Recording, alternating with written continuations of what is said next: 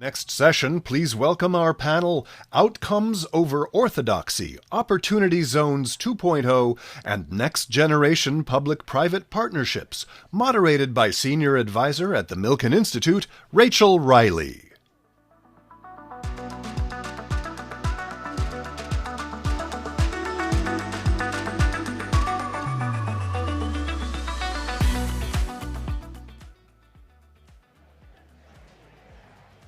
This is great. Hi, everyone. How's it going? Hello. We are going to go ahead and get started. Good to see everyone. Love a gathering in DC, especially during this moment. Nothing going on at all, right? Everything's super chill. So my name is Reilly. I'm a senior advisor at the Milken Institute. This panel, we're going to dive into opportunity zones, what's worked in the past, where we're going, some really good examples of both policy tweaks or fixes that we would like to see that we think would help the policy be more effective in the places and for the people that need it the most. And before we get started, I just want to let everyone introduce themselves and say hi. Hi, my name is Simone Friedman. I am the head of philanthropy for EJF Philanthropies, and I'm also the founder of one of the founders of the Opportunity Zone Workforce Institute. Hello, everybody. I'm Mike Novogradac, managing partner of Novogradac & Company, and we're a professional services firm that focuses on community development, renewable energy, historic preservation, and affordable housing. And we've been around for over 35 years, and I've been very active with Opportunity Zones since before they were enacted, and I've been a big practitioner in the area ever since. I'm looking forward to Opportunity Zones 2.0. Hi, everybody. Toby Rittner, President and CEO of the Council of Development Finance Agency, CDFA. We're a 43-year-old national trade association that focuses on traditional development finance like bonds, TIF, tax credits, revolving loan funds. Most of our members are bond issuers, so they do heavy debt financing. And I've been involved in opportunity zones a little bit like Mike before they were opportunity zones with the legislative efforts, and then running training courses and our Opportunity Zones Coalition for Advocacy. Awesome. My name is Jerron Smith. I'm a partner at CGCN Group, which is an advocacy firm here in Washington, D.C. Also wear a hat as Chief Advocacy Officer for the Opportunity Funds Association. But my former role was Deputy Assistant to President Trump for Domestic Policy, and I did a lot of the negotiations around opportunity zones, as well as working on the White House executive order, which worked through the zones as well. Prior to that, I also worked for Senator Tim Scott, who of course is known as like the father of opportunity zones. And so I look forward to having this important discussion. Excellent, thank you. Well, so maybe we should start with just like the quick primer on what opportunity zones are. I don't want to assume that everyone's familiar with the policy. It was a policy that was passed back in 2017 with the Tax Cuts and Jobs Act, or TCJA, which just happens to be up for reauthorization currently, or at least discussions currently. And it is a place-based tax incentive that provides tax benefits to investors that are making equity investments into eligible projects and businesses. So if folks want to know more about opportunity zones, feel free to grab me afterwards, but that's sort of the 101 on OZs. Was really excited this morning to hear Senator Warner talk about opportunity zones, say that he has hope for OZs, especially within the context of some reforms that I know a number of folks and organizations are advocating for. One of the really exciting things that I'm seeing with opportunity zones is that it's really showing to be a strong housing production tool. So not necessarily your low-income housing, but really the workforce and missing middle housing. We're seeing really strong data that shows that OZs have been an effective tool in both encouraging housing production in low-income communities as well as supporting housing production.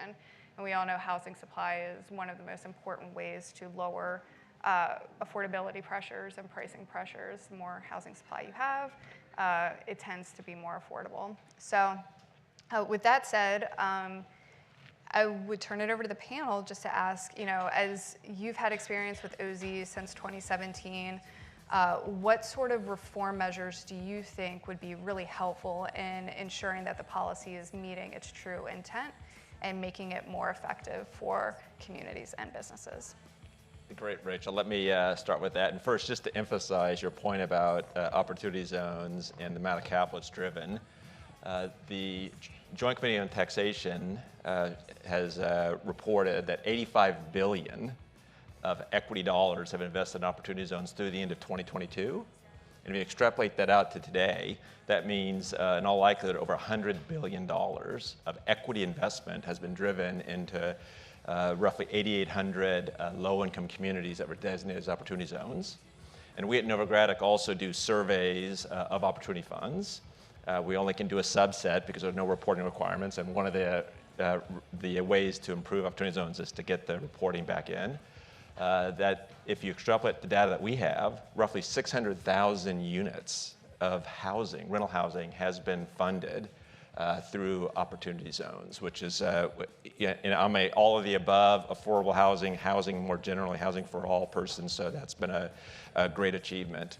But in terms of ways in which enhancement, I have a long list, and I won't spend time going through all the lists. We have an opportunity zones working group where a lot of professionals and those using the tool have come up with various sort of recommendations. I did tweet out yesterday a longer list, but I'll just say here, most important is renewal. The incentive itself essentially expires at the end of next year in terms of new capital gains that could be invested. And right now, we're in a great position to be able to renew opportunity zones, redesignate the zones themselves so we can invest through the end of next year, and then in 2027 have new zones designated so we can continue the investment in distressed communities. And I have a laundry list of other items, but I'll hand it off to someone else to start to weigh in, and I'll maybe mention some of the other suggestions that we have at Novogradac as time permits. Sure. I mean, there's a number of different things. Mike mentioned the reporting requirements being very important. I think that some of these communities should be in positions to maybe pick different zones. I think that since there's more education out there around opportunity zones, communities can be a lot more strategic. I would like to see more local suggestions, more so than the governors, so that it can be a partnership between governors and local mayors. I also think that certain financial institutions like CDFIs, MDIs, and certain community banks should also be able to be considered for opportunity zone investments. I think that would do a lot to maybe open up capital access for mom and pops and lending capacity and things around that lane. But I think the biggest thing, and Mike may speak a little bit to this, is just the ability for the zones to have its original intent, which is that small business ecosystem growth. By growing the amount of equity capital that can be put into growing businesses or starting new manufacturing plants. The real secret sauce around opportunity zones, when you see all the original research, it was about making communities more dynamic. And you do that by creating more jobs and small business growth, as well as accelerating maybe new entities into those zones that would make them more robust. I think most of that happens in places like Silicon Valley, Boston, and other places where they traditionally have capital access. But so many communities throughout America have been left behind. And I think that through Treasury's interpretation of the original rules, we weren't able to get that robust ecosystem that the authors originally intended. And so hopefully in 2.0, Congress can make more clarity around what the program should be about, so it's not so heavily real estate focused. Yeah, absolutely. Any other thoughts? Well, let me kind of riff a second off of Geron's comment about sort of operating businesses. I mentioned earlier how successful the incentive has been as driving capital into the real estate sector, particularly residential rental housing. It's also driven a large amount of capital into operating companies, non-real estate operating businesses, but not nearly the amount of capital that I think everyone envisioned opportunity zones to do. And as Geron mentioned, part of it is the way in which the Treasury regulations ended up being written. But there are a number of ways in which the the Opportunity Zone statute could be extended and renewed that would drive more capital into operating companies. And Mark Warner said he didn't want to get too much into the weeds earlier, Senator Warner did, but this is going to be really into the weeds. One just has to do with the definition of eligible property. So the ways in which the definition of eligible property was interpreted by Treasury meant a lot of operating businesses, particularly existing operating businesses in low-income communities, weren't as likely to be eligible. So that's one area. Another area has to do with interim gains in the sense that if a fund was investing in an operating business and wanted to turn that investment in order to invest in another operating business, they really couldn't do that within the 10-year period. So there's an interim gains issue. And then the third is to create a fund of funds concept where one opportunity fund could invest in other opportunity funds that were working in various sort of operating businesses and the like. And those are three of a handful of changes I think would drive more capital into operating businesses as we try to expand the reach of the Opportunity Zones incentive. Yeah, absolutely. So to kind of summarize some of the main points or suggestions around reform and some of the reform measures folks have been advocating for, it's number one, making Opportunity Zones permanent. Potentially, there would need to be redesignation of zones, and so ensuring that the criteria for those designations were a little more selective, strengthened, so that you didn't have these outlier zones where we've had some of the headlines about maybe projects that aren't aligned with the intent of the policy. Making sure that the policy is able to adequately serve small businesses and operating businesses. That's another one. Obviously, reporting is a huge one as well. Ensuring that there are proper reporting requirements associated with the policy. That's been one that's been advocated for years now at this point. And then there are some additional incentives that are being discussed around how do you drive capital to rural communities, strengthening the incentive around that as well. So Rachel, yeah. can I just kind of bit off of that? Sure. Mike and Jaron are probably two of the most knowledgeable technical experts on this tool and other tools like this. One of the big challenges we saw with 1.0 was when it trickles down to the local communities, a lot of this gets lost in the technical translation. And so we can't probably make a legislative fix that teaches communities how to leverage capital and how to make it more active and more catalytic. But on the back end, it's going to be the jobs of ours, trade associations, big firms like Novogradac, opportunity funds associations, to really begin to teach communities how you don't just do opportunity zones. You've got to leverage it. You got to go see what other resources, bonds and tax credits and all these other fundamental resources that can help lever the development you're looking for. And I think that was missing at 1.0. We did a lot of education. I think you probably did hundreds and hundreds of trainings, and so did Rachel, so did we. But we still didn't scratch the surface of getting down to where the people were trying to make this happen. And one key thing that needs to go in this new legislation is some sort of a reporting system. So you know that there's OZ activity happening in your community and can help go to that OZ investor or those investors and say, how can I make this better? How can I support you and make this project even more impactful? So I think that's probably the big one we always hear about. But when you mention reporting, it's important that the audience know that the original statute did have reporting in it. And the reason why there's no reporting is the operating zones were enacted through partisan reconciliation legislation, and there's something called a bird bath, which the Democrats challenged. Everything in the bill had to go through the bird bath, and reporting didn't have a financial cost, and as a consequence, didn't make it through the bird bath. So if we end up extending opportunity zones again through reconciliation, then the question will be, will they have to go through a bird bath again? And unfortunately, if it does, with respect to this provision, we still won't have reporting. Yeah, that's exactly true. And I think also in the legislation, to Toby's point, that's been out there is a conversation of $2 billion so that there's money out there for technical assistance for small communities. That became a big burden. You saw like some of these small communities getting ripped off by consultants who didn't know much about the program, but they were ponying up dollars that the city didn't have to get technical assistance. And again, most of our messaging around opportunity zones out of the administration when I worked there was that it's a tool in the toolbox. But there's other tools in the toolbox as well. And so how do you come up with an opportunity zone strategy? And I think that's extremely important.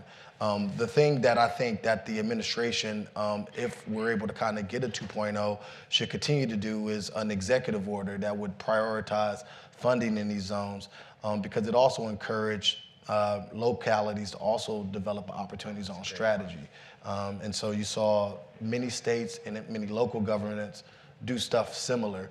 And some of those communities have been the ones that's been most successful with their opportunity zone strategy. So that's a. I just want to sort of build off of that point about communities getting more involved as well, and just looked at the state of Ohio actually created an opportunity zone state level incentive that really served to attract a lot of opportunity zone dollars to the state of Ohio. And there were some states that chose not to, for state income tax purposes, conform. We definitely found that to the extent that the states and local communities were working more closely with the federal statute, they were able to generate a lot more equity dollars into their opportunity zones. Yeah, absolutely. And I think it's a great segue, Simone, for you to talk about the work that you're doing, because I think it is very much that community-driven approach. It's that how are you using OZs as a tool, but then wrapping around other supports around it. Absolutely. Yes, and I have an example of a local community really taking the ball and running with it in terms of working with private capital, with philanthropic capital as well, to really create impact. And so my experience with this is that I am myself a former entrepreneur. I now run EJF Philanthropies, which is my family's philanthropic umbrella. It was started by my uncle Manny Friedman of EJF Capital, who's here today. And my master's degree, though, is in urban and environmental planning. And I had a specialty in economic development. And so when Manny told me that EJF Capital was planning to start a fund to invest in communities that were located in opportunity zones, I said, this is really fantastic. What I would like to do is amplify the impact that hopefully you would have through adding on philanthropic resources. And so what I did was I started with Hardyville, South Carolina. This is a city that is located in a rural area, in a rural community, Jasper County. It's racially diverse. It is one of the poorest county, or had been one of the poorest counties within the state. It's located in the I-95 corridor. So if any of you have driven, down from anywhere, down to Florida, you've driven through it. But it really has been left behind. It's very close to the port of Savannah. It's very close to Savannah, Georgia, which has an extremely large port, the third largest port in the country, an extremely well-run, very well-managed port. So what EJF Capital decided to do was create a warehouse development that would support the logistics that were needed for the port. And so they were putting in, actually they ended up putting in $250 million, both equity and debt. And actually they're still investing now in there. But I said, look, here's this incredible opportunity to really create jobs for the local city and county. Why not I partner with the city of Hardyville itself to actually create a workforce training program? So what we did was we partnered together. They were extremely open and willing to work with me. They took an old public works building that wasn't being used and essentially retrofitted it with welding machines welding booths along with welding machines, as well as sort of a classroom training area. And we ended up creating this welding training certification program, as well as a CDL, commercial driver's license certification program. And so as a result of this program that was philanthropically supported, we now have 150 graduates of the program. A third of them are in welding, about 2/3 are in CDL. And these are folks who, before they entered the program, they were either unemployed or underemployed, and they were mostly working in that food and beverage sector, so the fast food restaurants that are located along that corridor. They're now making between $40,000 and $60,000 a year, and in some cases, $100,000 a year. And so this impact is on top of what ended up being 590 jobs that were created by the warehouse development. And so for those of you who are in economic development, that 590 figure includes both direct jobs, indirect jobs, and induced jobs. But the way that I saw this is sort of a combined effort.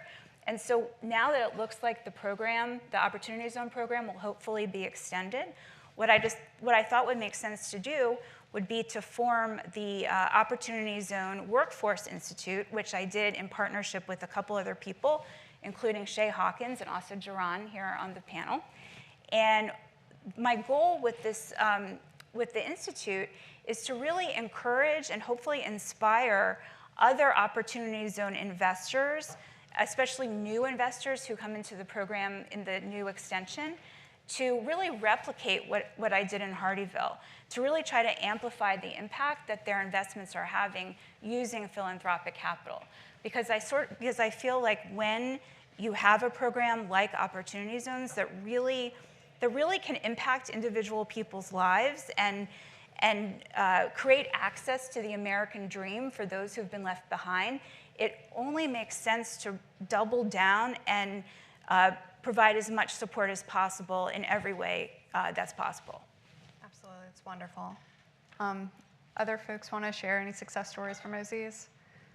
Yeah, I mean, I think there's, back to what I was talking about earlier, and building on Mike's point, when you're looking at the localities like Birmingham and Erie, Pennsylvania, the reason why they were so successful is because it was very intentional about creating the right incentives that followed the federal incentive in itself.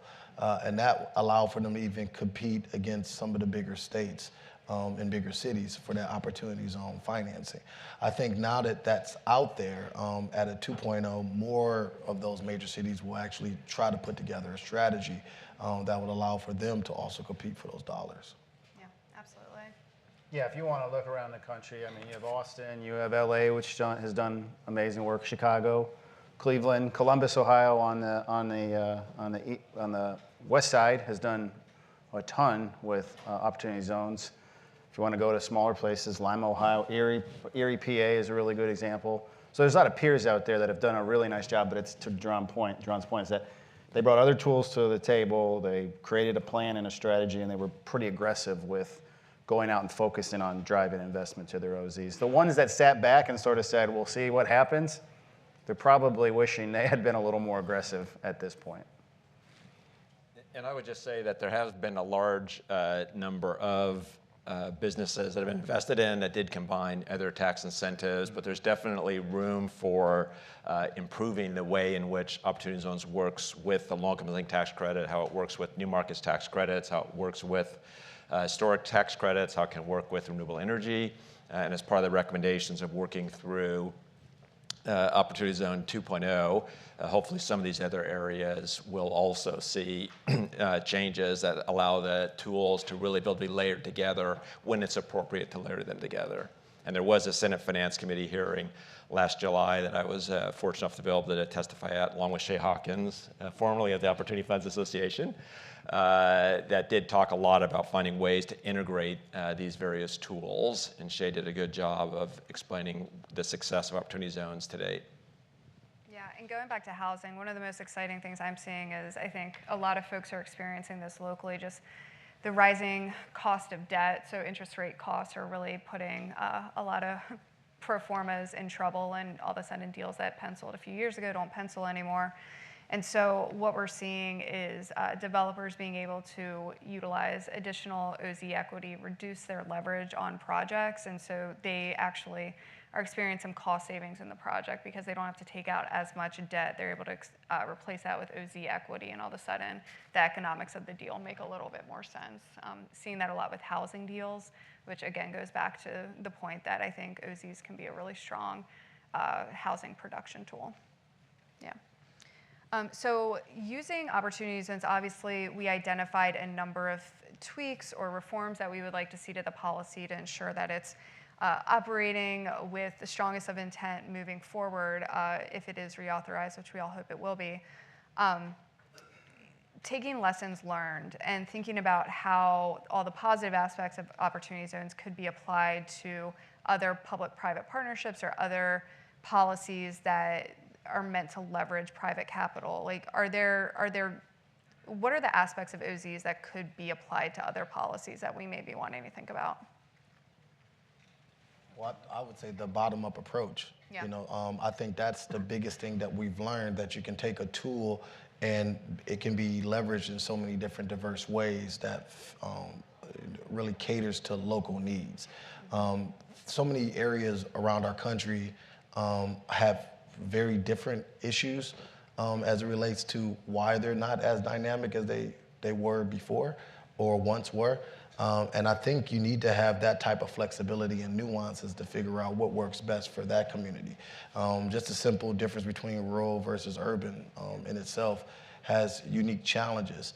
What I would hope is that local leaders, especially in the government sector, will do more to maybe use more of their tools, because, obviously opportunity zones is an economic development tool. There are community development tools that go in concert with it. If you create robust jobs and an ecosystem there, you need affordable housing. You also need, access to child care. Public safety is also a big issue. And so you want to kind of look at it that way. And I think through, Trump 1.0, when we created the White House Opportunity Revitalization Council, we looked at other tools that can be matched in those zones, such as public safety, such as entrepreneurship, such as education and workforce, which is a big thing. And I think that's where the government can maybe step in on the local level and have that be a part of their economic development strategy.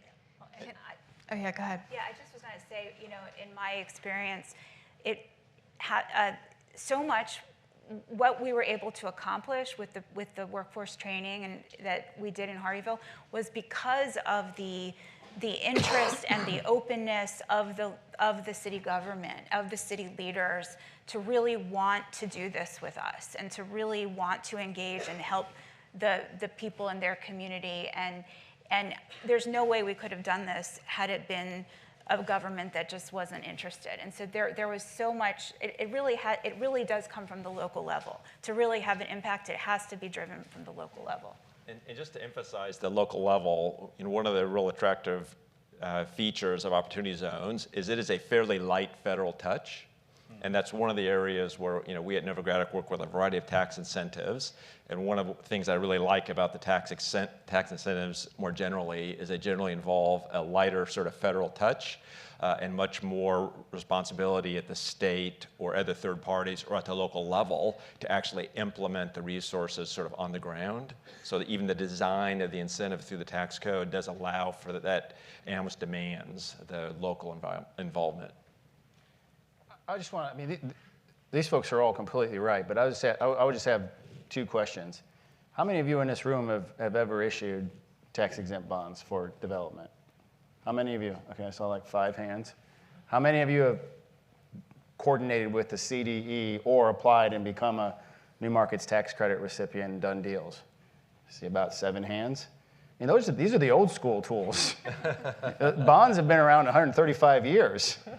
So we get this feeding frenzy, OZs, and everybody's going to feed off of this, and I'm going to get me some of that OZ investment. Well, you're not going to get any of that OZ investment if you haven't called these groups and said, how do I leverage bonds and build the roads and the bridges and the sewers and the water and the schools and the prisons and the docks and the wharves and the dams? I don't know what a wharf is, but I always had that one. Or if you haven't engaged a CDE or a group like Novogradac on engaging new markets, you've got to bring all those tools in. So I'd say if we got some time, maybe we're going through reconciliation, maybe we get a standalone bill, who knows what happens, right? I would go out right now and start your strategy. Start building your bond expertise. I think, is that Cincinnati Port back there? Yes, it is. One of the best in the country. Call Laura and ask her how they issue bonds on a daily basis to support economic development in Cincinnati, and you'll see that they use the whole toolbox, not just one tool in a toolbox. So I can't say that enough, because you're all going to feed off of us when this passes, and we're going to say you got to go you got to go learn the other tools. You got to go and learn all the tools in the toolbox and leverage the big debt to get OZ capital to come your way. I'm going to sound like a broken record, but I'm going to say it over and over and over again for the next 10 years. Yeah, Toby, I'm going to agree with you on one point that Cincinnati Port Authority is wonderful. So Bias. a little biased, but also love Laura.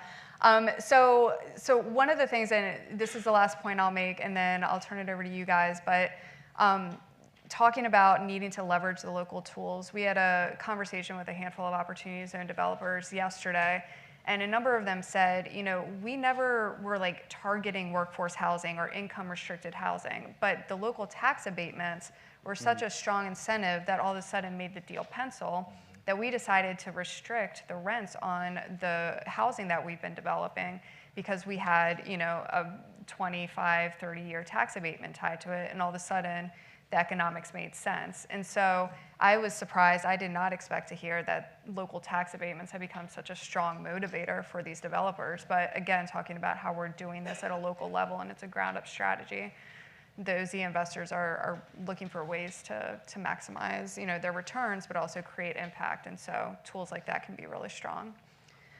Okay, so we have about 1:30 left. I just want to turn it over to my wonderful panelists and just say any closing remarks. Please share. I'll say this closing remark here. So obviously 2.0 is up. There's only a certain amount of reform that can be done in a reconciliation bill. So if something gets passed in reconciliation bill, there still will be a need to do something bipartisan in the House, especially if we're, or Senate, especially if we're talking about things like reporting requirements, which we may really need to really kind of dig deep into the legislation and figure out what's working and what's not working, and the data analytics that comes out of that can be extremely helpful.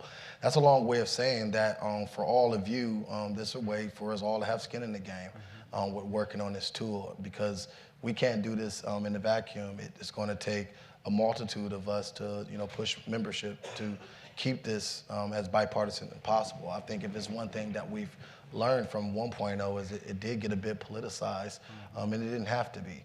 And I think that's a learning lesson that both sides probably had after it became law, that it can be a leverage tool. And so if that's going to be the case, let's make it the best tool out there. And in order to do that, it would take your help and everyone in this room. So thank you so much. Absolutely. All right, I don't think that there's a better way to close it out than that. So thank you, everyone. Thank you to my panelists. And enjoy the rest of the day.